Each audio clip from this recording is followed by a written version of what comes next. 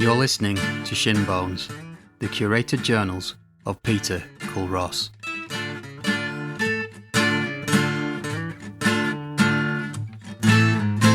Episode 2, Clog Toe Pie. In the weeks that followed, a morbid fascination of Poggy's championship bout took roots in my psyche. I incessantly pestered Grandad Bill to retell the more lurid bits of the story, obsessing over every tiny detail. He grudgingly obliged for a while, but stopped abruptly when my mother, Shirley, told him in no uncertain terms to stop filling my head with such horrible shite. I'd had a few vivid night terrors and wet the bed a couple of times. My mind was much too young to process the graphic account of extreme violence. Bill might have been browbeaten into ending his storytelling, but my strange fascination with Dicky Poggy was growing daily. And what's more, I'd started to understand that the legendary fighter's memory was still alive in the slang of the people of my hometown. At that time, I lived in the perpetually declining borough of Witherthorpe. Like its neighbours throughout the north, its roots are firmly placed in the booming productivity of the Industrial Revolution. And, like its neighbours, Witherthorpe's heyday has long been replaced with decay and unemployment.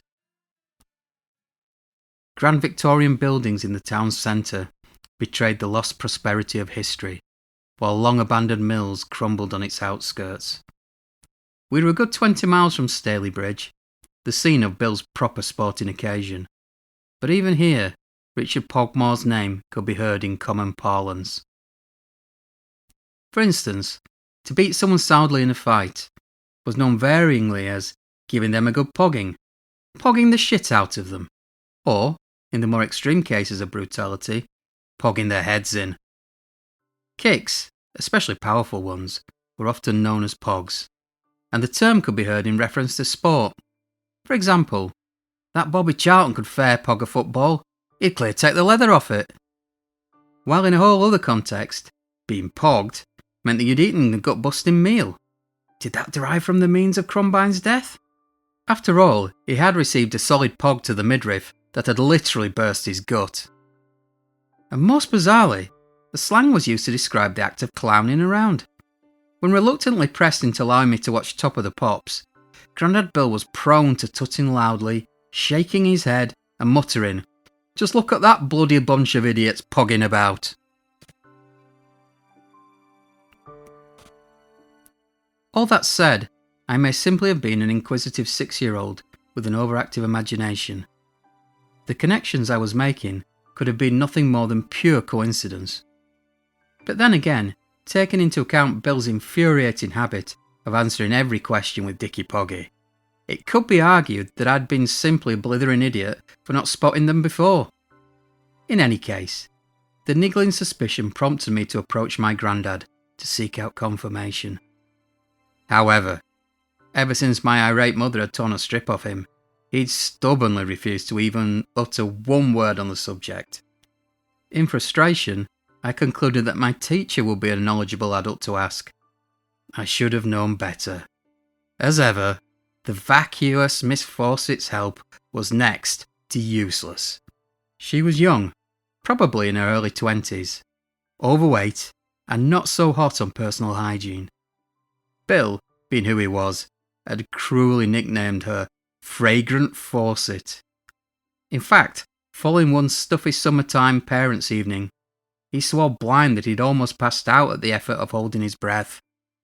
This had me rolling about in stitches. And as usual, my laughter only served to egg him on further. He'd seen her in town once, and all the daffodils had wilted as she walked by. An old tomcat had run under a bus to escape the stench, and a dog had stuck its nose up its own jacksie. For weeks afterwards, I couldn't look her in the face for fear of laughing. My granddad's merciless humour could be dangerous. Anyway, to get back on point, when asked about the origins of local slang, my teacher insisted that she'd never heard of Dicky Poggy, or even clog fighting in general. She'd no idea where the term pog had arisen. Apparently, it was a vulgar phrase, and not one she would ever be caught using herself.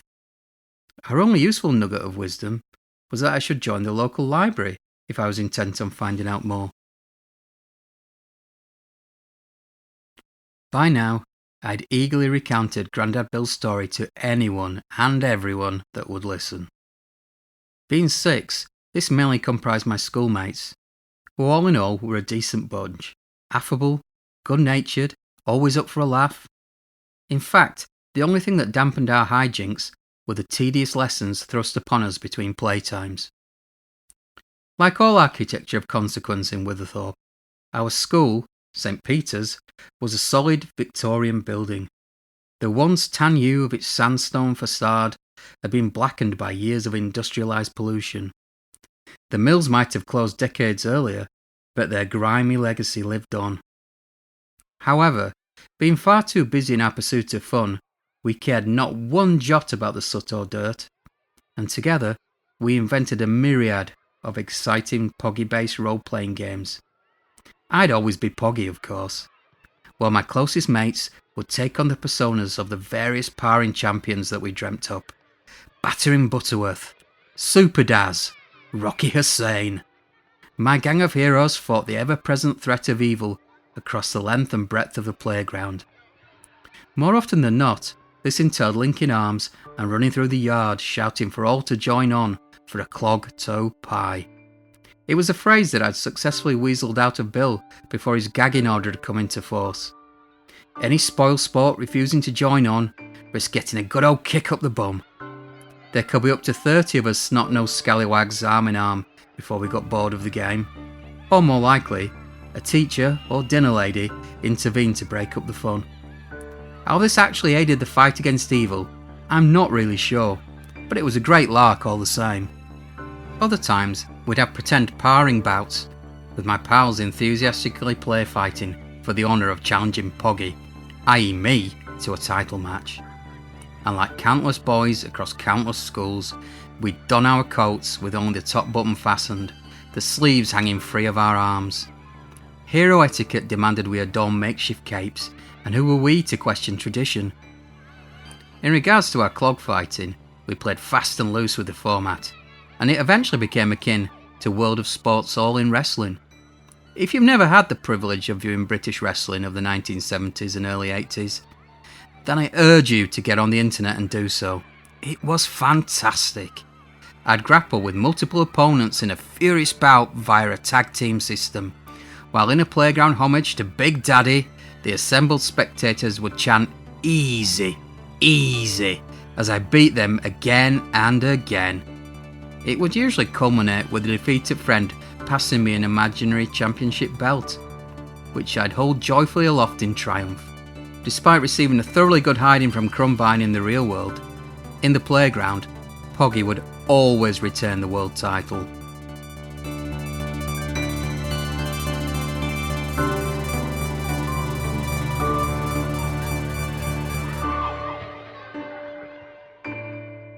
But as the old adage goes, nothing lasts forever.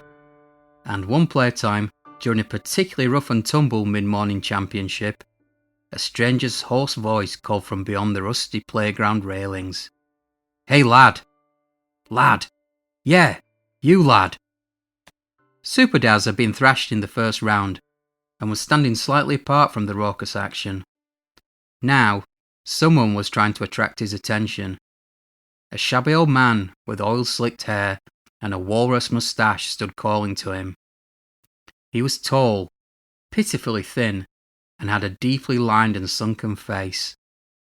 His threadbare suit, which was probably fashionable in the 1940s, was far too big in one way and far too small in another. Though it was clearly several inches short in the legs and sleeves, it hung loose as though it was property of a much fatter man.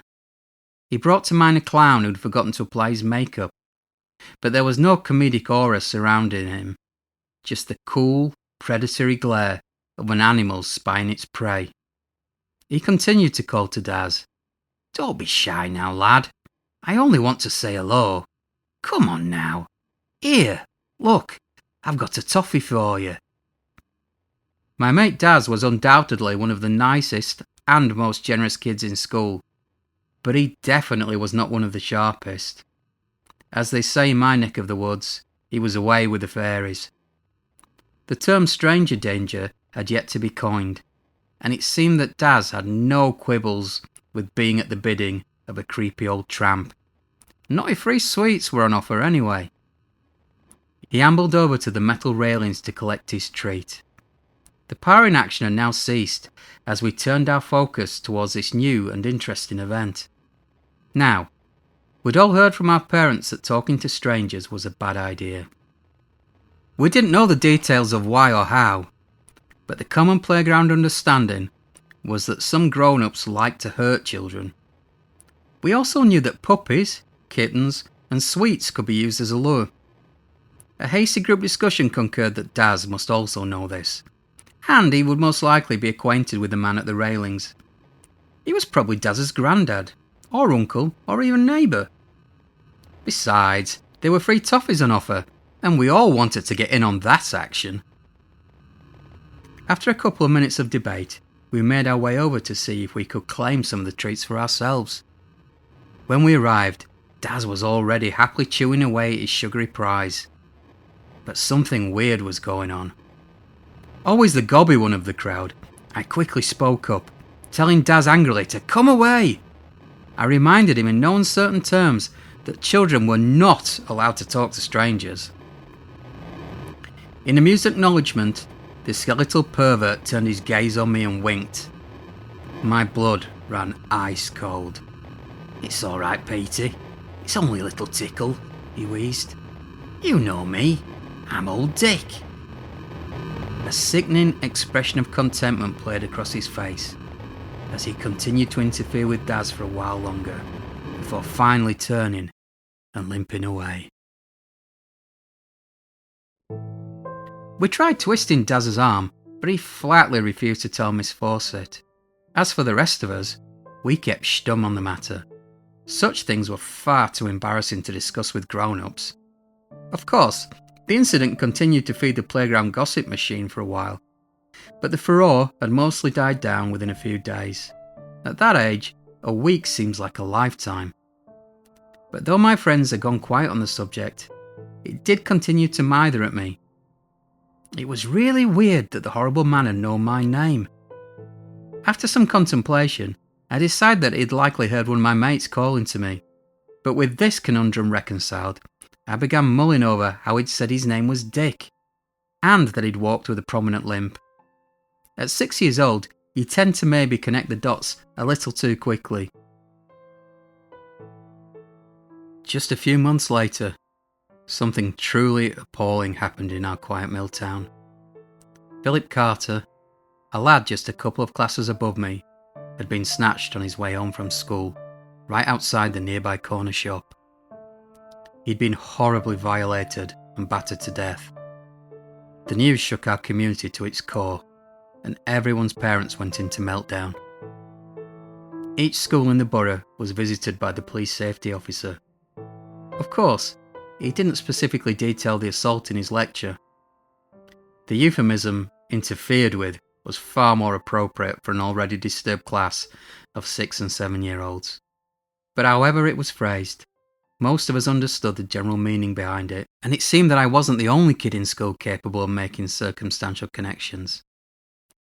After the police safety officer's talk, several of us rushed to crowd Daz, demanding that he should go talk to a grown-up about what had happened to him several weeks earlier. After all, that's what the policeman said we should do if a stranger ever approached us. However, in the immediate aftermath of the incident at school railings, we'd all barracked Daz mercilessly to tell our teacher. Understandably, he was now pretty sick of the whole thing, and had zero intention of speaking with any adult about the matter. Try as we might, he just would not budge. He stood there sullenly as the group took turns to peck at him. After a few minutes of our incessant nagging, Daz had had more than enough. He pushed us roughly aside and simply ran away. I don't blame him either. Children are not commonly known as the most sensitive of animals, and we were more than a little forceful in our approach. Our friend now gone, One of the girls in the group declared that she herself would tell Miss Fawcett. She was a typical goody two-shoes type, always first to raise her hand when the class was asked a question, always first to volunteer to distribute the warm, sickly, mid-morning milk. An insufferable suck-up, she wouldn't be disclosing the railings incident out of some sense of altruism. No. Her mercenary intention was to receive a large helping of teachers' praise for listening so closely to the policeman's talk. I've always hated arse-kissers, so perhaps I'm being a little unfair. Whatever her motives, it was the right thing to do. We didn't see our mate Daz for weeks following that day, and his affable presence was greatly missed by everyone in the gang. During his absence, the general St. Peter's consensus held that it was probably old Dick that had murdered Philip Carter. The police still hadn't caught the creepy weirdo, but it wouldn't be long until he felt the full force of the law.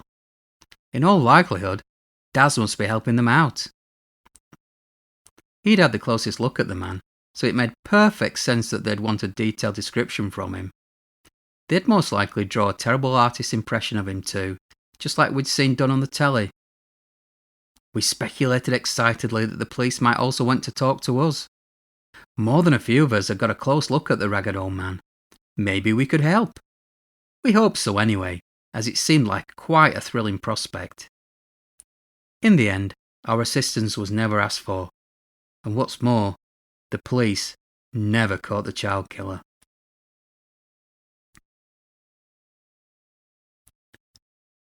On the Friday before Daz's return to school, Fragrant Fawcett gave the class a stern warning that under no circumstance should we ask him where he'd been or what he'd been up to in his absence. We should all just act completely normal and not make any fuss over him.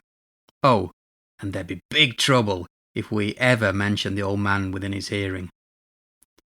Of course, being insensitive little buggers, we swarmed around Daz the second our teacher was out of sight.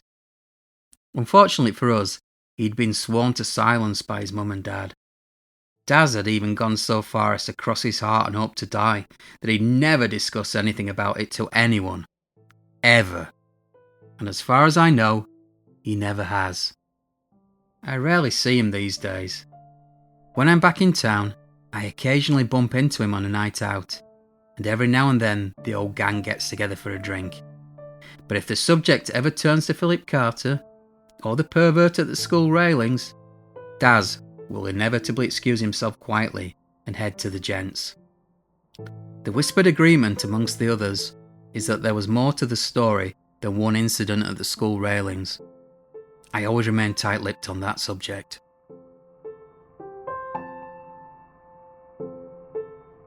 Life was immeasurably different after the murder. Witherthorpe was consumed by shock and outrage. The killer had not been caught, and the grown-ups were beginning to warily eye each other with suspicion. If someone was a loner, or acted, or looked differently to what was considered normal, they were fair game for the local gossips. More than once, a finger was pointed at some unfortunate innocent. During playtimes, we weren't even allowed to visit Mucky Mary's corner shop anymore. The site of Philip's abduction, the establishment was positioned directly opposite the school gates, and the St. Peter's rumour mill had it that Mary herself must be linked somehow.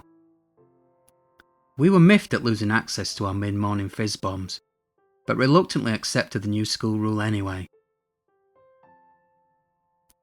To everyone's frustration, Philip Carter's murder investigation continued without any significant progress. The police kicked in doors and terrified a few weird-looking eccentrics, but no one was charged. The town's ever-growing paranoia steadily continued to poison us all. Me and the gang stopped playing all of our rougher games. It's not that anyone told us to. Somehow, they just didn't seem fun anymore. The games simply weren't in harmony with our collective sombre moods. Besides, I no longer thought of Dicky Poggy in terms of fun. To avoid any confusion, I shall make it clear that I wasn't stupid. As Bill would have said, I wasn't as green as I was cabbage looking. I'd done the maths. And old Dick and Richard Pogmore couldn't possibly be the same man. The World Championship fight, as described by Bill, had taken place in the blistering summer of 1886. That was 93 years before. Poggy had limped away from that contest, never to be seen again.